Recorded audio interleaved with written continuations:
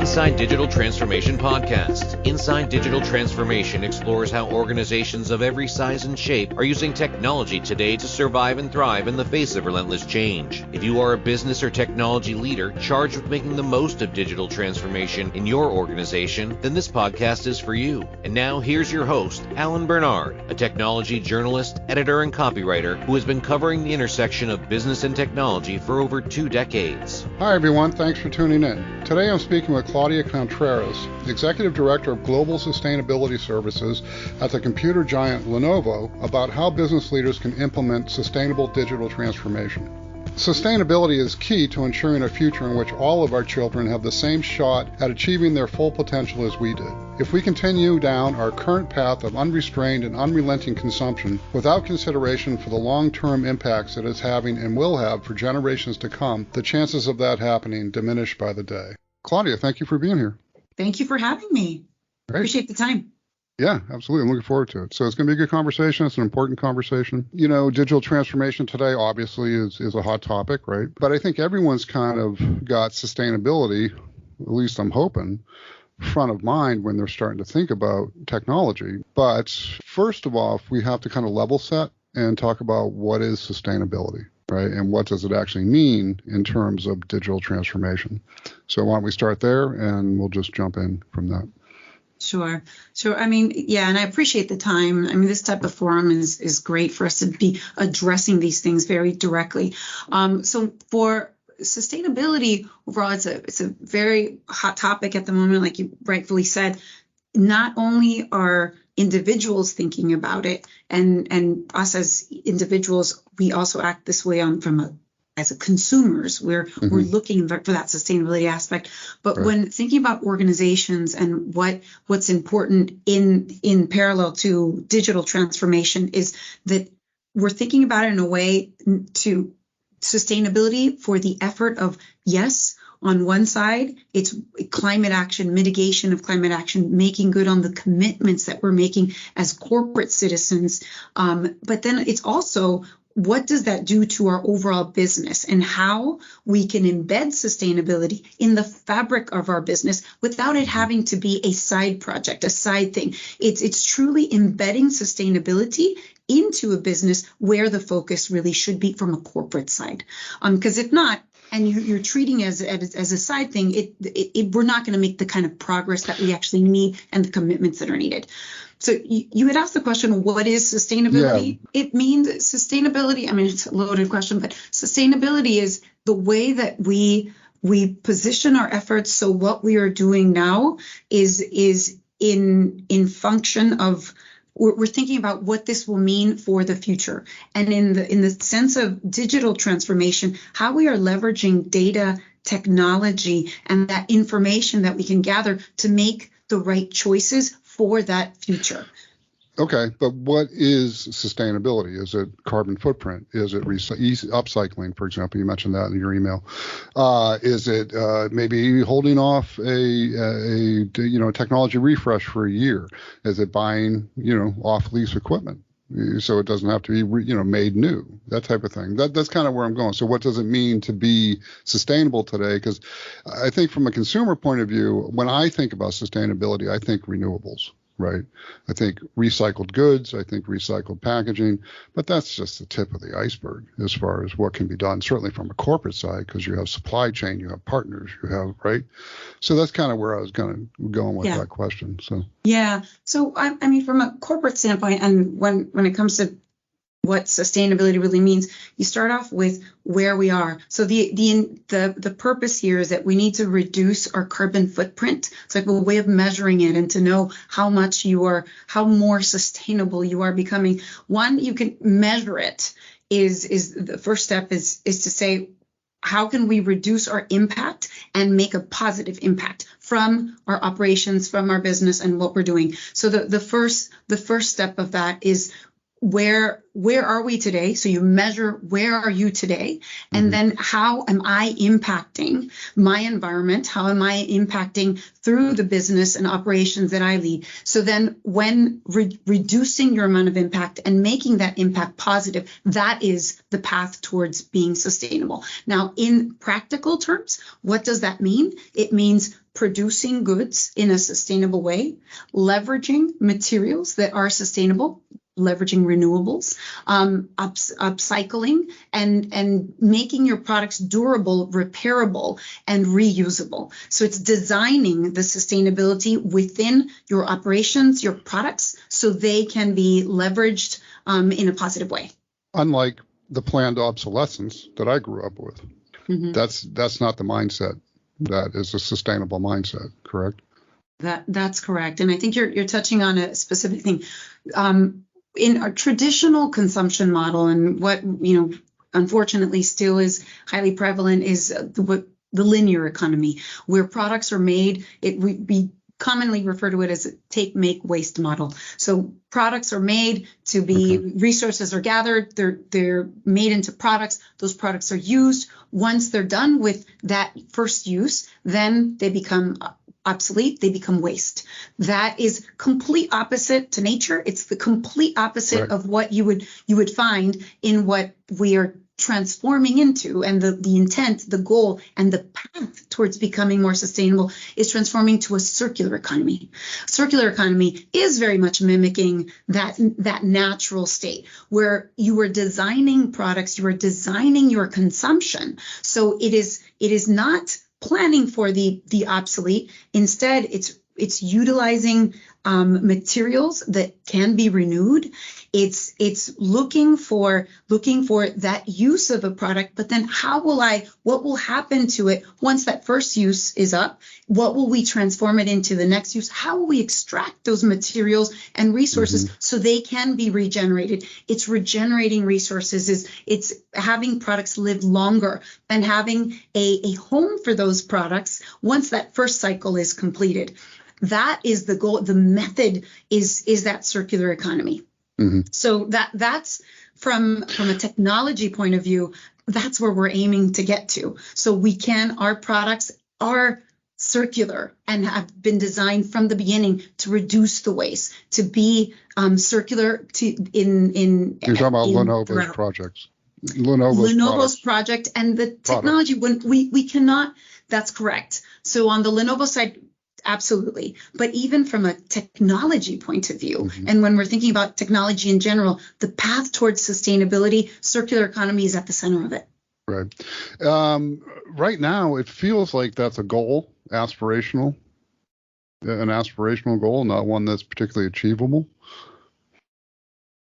It is aspirational. We're not, and it is, but it is achievable. I would say that is possible, and it starts with the first steps that we're taking. So the type of things that we need for a circular economy to really take root and be where we need it to be is first, there's a need for innovation, and it starts with materials and the way that we can leverage those materials, post-consumer content in products, being able to extract resources that can then be reutilized and be able to have the type of durable and quality resources to put into the products as needed. Sometimes we think that if something is recycled, is the quality going to be are you degrading quality? Always been an issue. And it's been an issue, but it doesn't have to be. I can say what we do. There's testing and there's all sorts of innovation that's being created, working with our suppliers in order for that not to be the case. We're incorporating a lot of post-consumer content in our products. There's recent announcements about things that, in particular on our ThinkPad Z series. You have vegan leather being used. You have bamboo and sugarcane in packaging. There's multiple ways of incorporating that and using it within the products without having to sacrifice any type of quality. So it's the way that you think about it. It's designing it into it from the beginning. That's the key difference. If you design it in from the beginning, it makes it makes the rest of the cycle doable. Right. We do have a long ways to go. Overall, there's innovation that's needed. There's materials and supply and a lot more that we need for this to become a full reality. But that is the path, and that's the goal. Okay. I'm going to ask you a question that would seem on its surface to be incredibly obvious, but often is not when you're actually making high dollar business decisions that have a lot of potential impact. And that is, why is sustainability important to think about today for executives? And obviously we're skewing towards technology executives, but the tech guys still have to convince the other, the CFO, the COO, that these are good ideas, right? Yeah. And so I'm kind of leaning in that direction. So why should a CIO be thinking about sustainability as opposed to just getting the best value out of the laptop refresh that they're considering?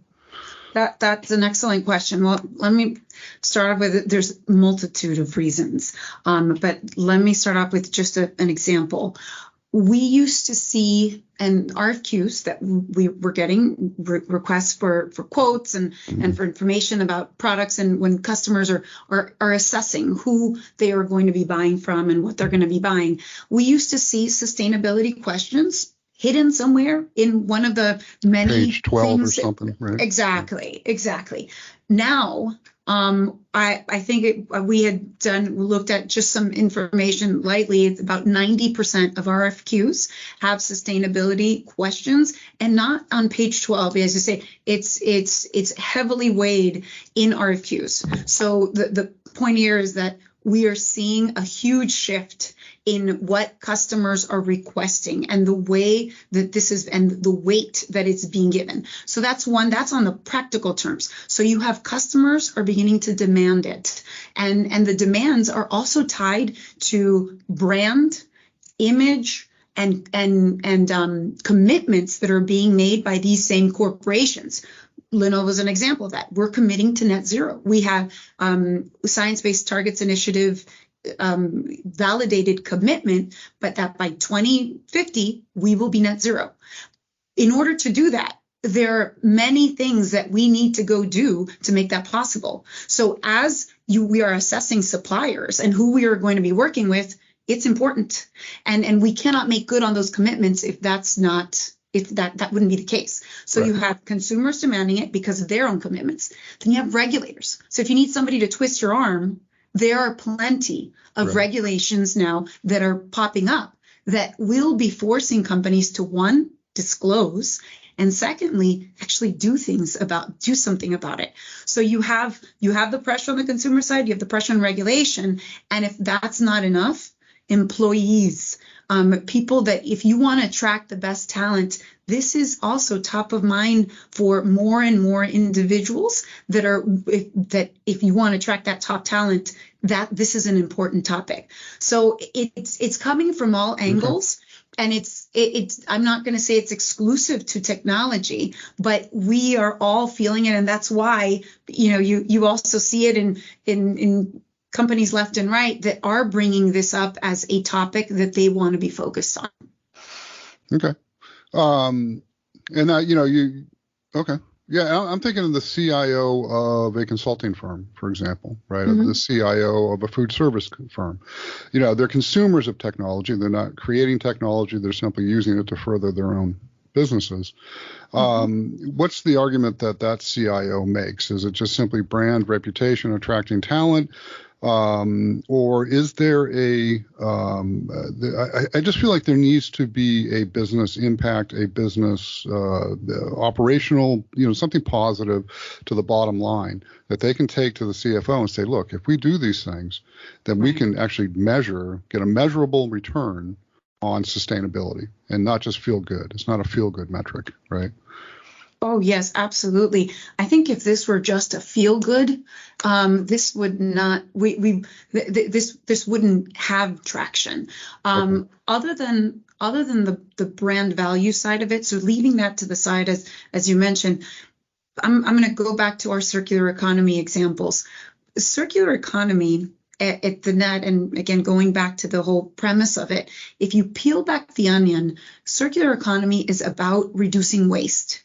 It's all about optimizing and reducing that waste from your supply chain, from your overall network. So regardless of what industry you're in, there's that waste can be a target for you to say, we have got to figure out the better way to optimize our resources. And by optimizing them and reducing that waste, there is a clear economic impact to that be from energy or be from products in particular. Right. CIOs in particular, e-waste, keeping products living longer, in going to usage models. You don't need to own a product to necessarily get the benefits from it. And that in itself, that usage model, is a perfect example of how that financial impact is quickly translated into the operations and the way that you can impact very directly with the way that you consume. So let's take a typical example of, say, refreshing 5,000 laptops or 500 laptops, right? If you you transfer, replace, I can't think of the word, sustainability with optimization. Maybe you can make a business case that achieves both. Yeah, agree with you on that. Last year we did a survey with CIOs that we worked with, and 92% of them are considering these usage models, a true scale model or device as a service model, as the way to consume, and that's precisely the reason. Has sustainability been a ground up, a concern that has bubbled up, or has it come down from the board now that ESG is something that has to be considered in corporate decision making? Yes, on the Lenovo side, it's not new. We've been reporting on it for a while now. I think it's over 15 years, and it is a board, but then it's also the ground up. We have advocates and we have processes throughout all of our value chain, present everywhere, and then you also have the tops down, and there's a reason for that. You have because there's levels and there's tiers even within the organization. You have the corporate mission that stands by Science-Based Targets Initiative and making bold corporate goals that cascade into the KPIs or the key performance indicators from mid-level management all the way down to all employees. But then you also have it from the ground up, because this is where the innovation happens. This is how we can fuel actual and tactical things that can be done, and where the ideas come from what can be attacked quickly and what needs additional type of research. So you have it on all angles, and I think that's the way that you can, one, push for the company for us to invest in what needs to be invested, and then also get that ground level view of where those investments should be going. How do you measure sustainability? This is kind of something, you see these numbers thrown around, 78 metric tons. I mean, is that a physical ton of carbon, right? Or is it an estimate? I mean, so it seems to me that there's going to be some fuzziness around the ability to put metrics on sustainability. Or is there some really hard and fast ways to measure your efforts? Yeah, so what we do is we follow the science, and again, this is why going through a methodology and something that's proven, and it's an agreed upon methodology, which is the Science-Based Targets Initiative. That's what we follow, and the metric. Let's say you mentioned that a few times. What is the science-based target? Science-based targets. Yes, there's a common consensus that climate action that requires us to make commitments on reducing by 1.5 degrees Celsius the amount of heat within our, within the environment. Correct. Yeah, the Paris basically. Right. Exactly. And the science behind that would say that there needs to be certain targets of how those reductions can occur and can be measured. The calorie that's used in this case is carbon, as you were mentioning. Carbon, and specifically, without the intent to bore anybody, but scope 1, 2, and 3 is the way that they're classified. And that comes from the emissions from producing goods, the emissions from transporting goods and distributing them. And then also it's the energy that's used for as the goods are being used. So that's like it's like a smartphone's a great example, right? Exactly. So in that process, the way that we're measuring it is by saying my overall emissions, we baseline emissions and we say this is our emissions today. And from that, we are targeting 50% reduction in the emissions from scope 1 and 2. And 1 and 2 would be from directly what we control. And then we are focused on, 35% reduction by this year. There's measurable targets like that are very much commonly based on that CO2 or that greenhouse gas emissions number. There's multiple other angles, but that's the way that we're measuring, and that's the industry-wide way that we're reaching that or looking towards those goals. So the carbon measure is just simply a proxy for all kinds of efforts. Is that kind of one way to think about it?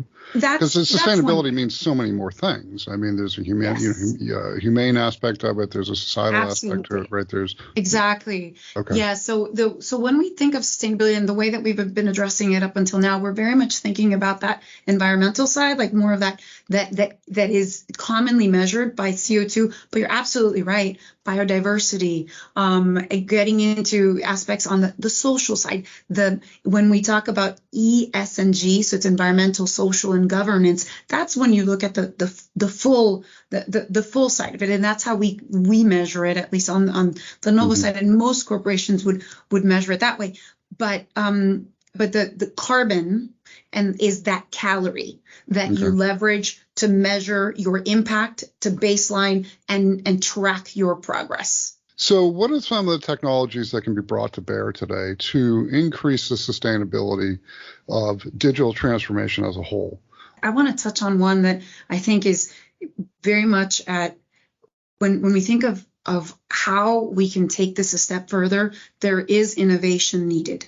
Let's just be, Good. Yeah, and that and that the innovation needs to be about thinking with that sustainability side in mind. Let me give you an example of one of those things that and the way that you think about it, designing for a sustainable outcome. We have on Lenovo, we have what's called our Neptune technology. This is incorporated into our data centers, and it's water cooling technology, but not evaporative water cooling. So it's recycled warm water within the unit.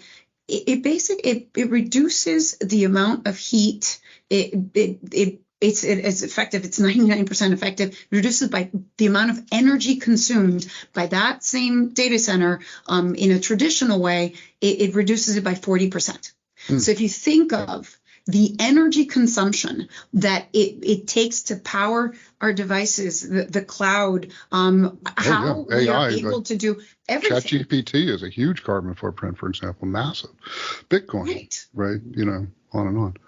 And in that sense, you don't want to stifle technology. You don't want to stifle the processing power that all of that will be in benefit of humanity.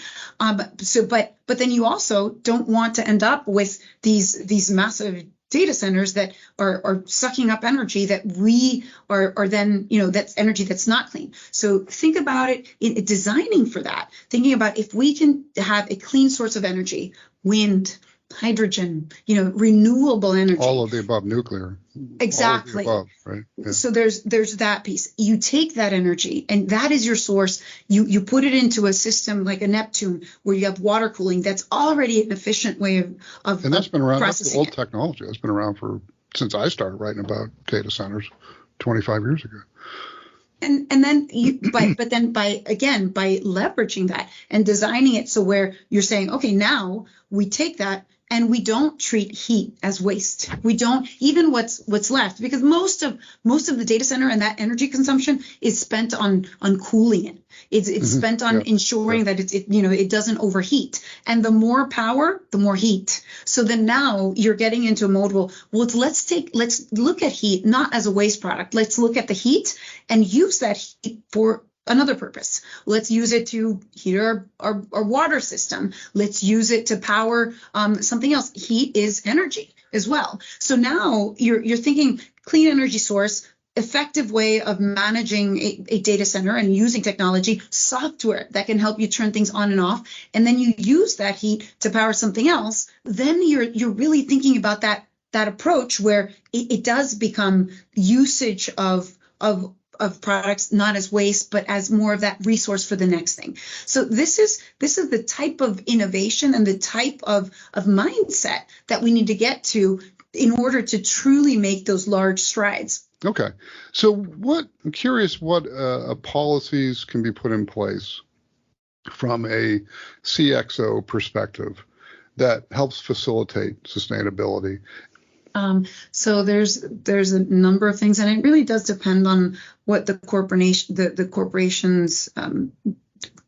what they do and all. But the first thing is that bottoms up approach where you start embedding sustainability into the how people are measured, and overall that it's cascaded tops down, that it becomes part of the core business. It's not a nice to have. It's not this side function. It's embedded. I think until you embed that, it's a lot slower in the progress. And there has to be a business reason as well, parallel to that. I don't think it's, we have businesses to run. So this, we shouldn't ignore that. We shouldn't pretend it doesn't exist. It has to be aligned with the business. My organization, so the role I play in Lenovo, I'm executive director for global sustainability services.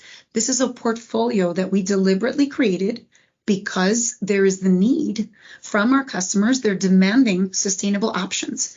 Not all of those sustainable options are necessarily have to be part of a solution that we create. Somebody might want to leverage sustainable aviation fuel when they're flying their product because they need to fly it, because they can't do ocean, or because there might be specific reasons.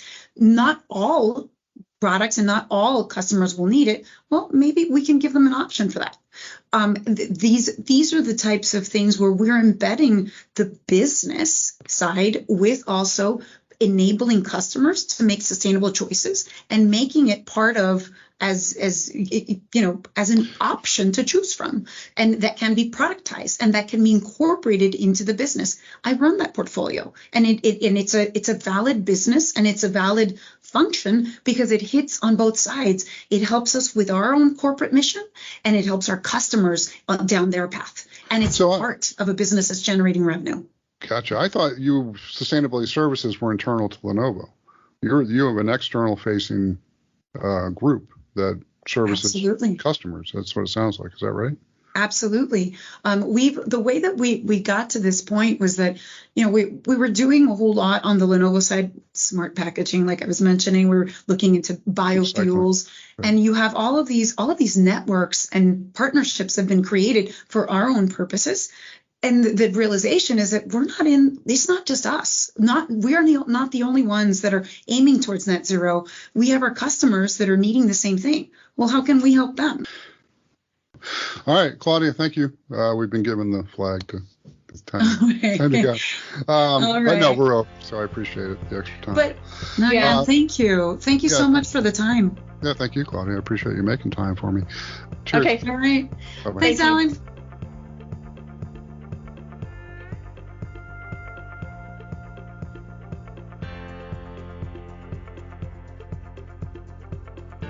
If you liked this episode, please tell your friends and check out our other shows. You can find Inside DT on all the major hosting platforms, including Apple, Amazon, Spotify, and Google. Talk to you soon.